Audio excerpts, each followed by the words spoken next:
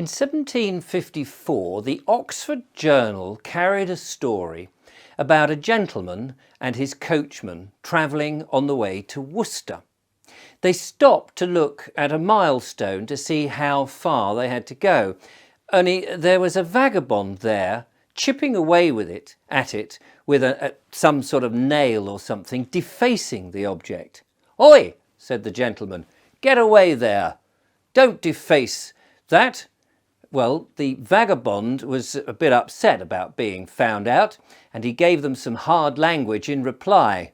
The gentleman was incensed, and he and the coachman came down, arrested this vagabond, and said, "Right, you're with us, mate."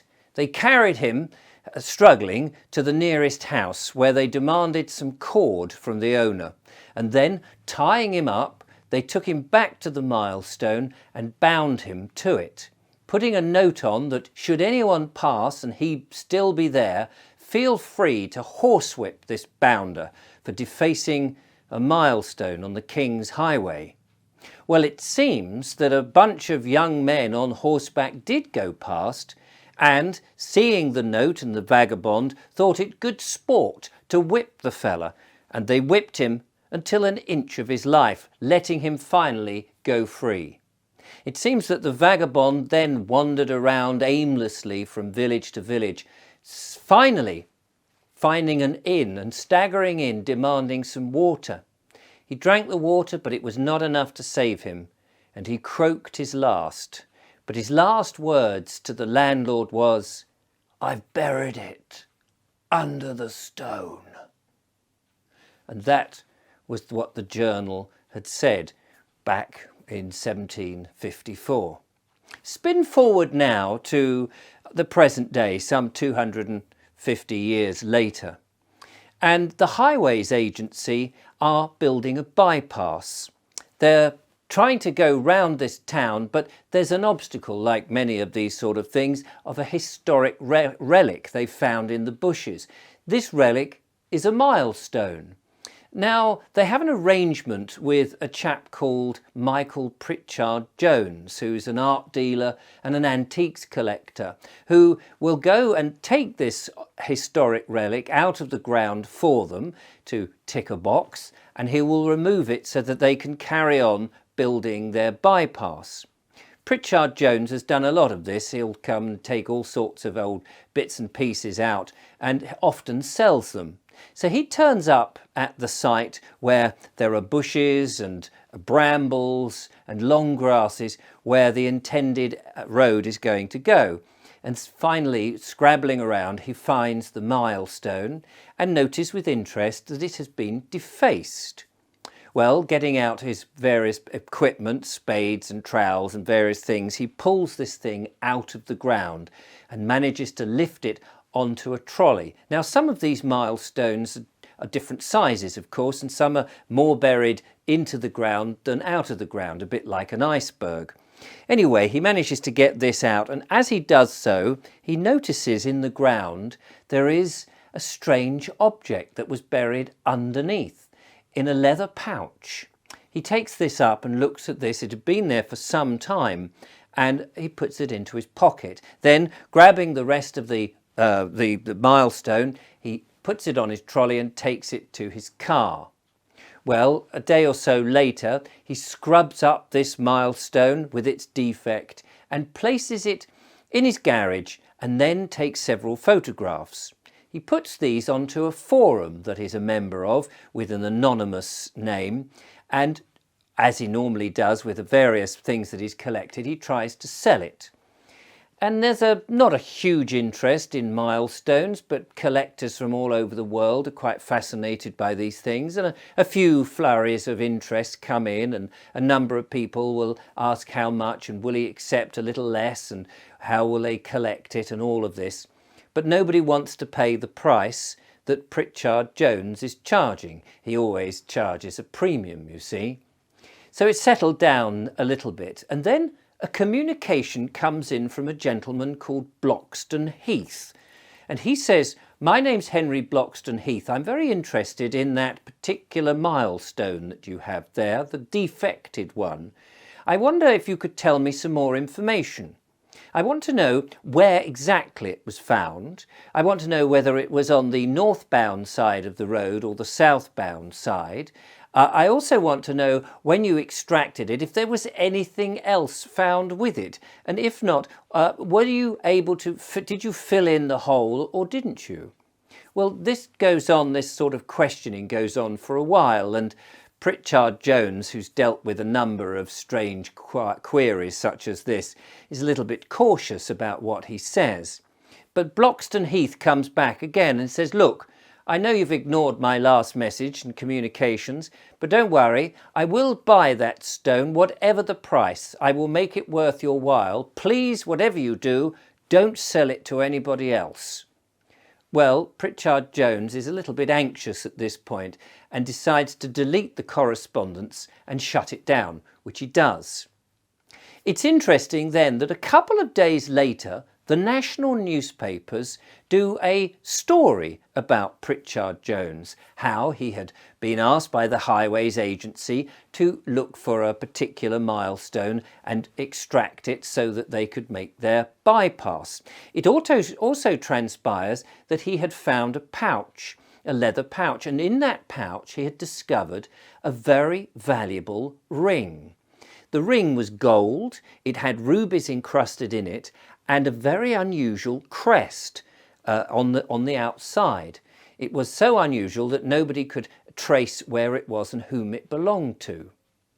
The interesting thing about the article, though, was not so much what he had found, was the fact that he had found it, put it in his safe, and that very night somebody had burgled him. They'd broken the window, they'd got inside his house, they'd opened the safe and taken the ring. And Pritchard Jones, obviously rather upset about this, would like any information about who it might be or who it in fact belonged to. We spiral now to another week or so's past that time, and that same article is on a table in a pub.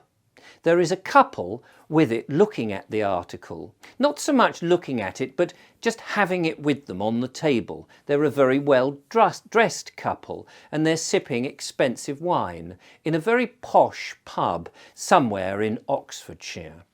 They seem to be waiting for somebody because they keep looking towards the door.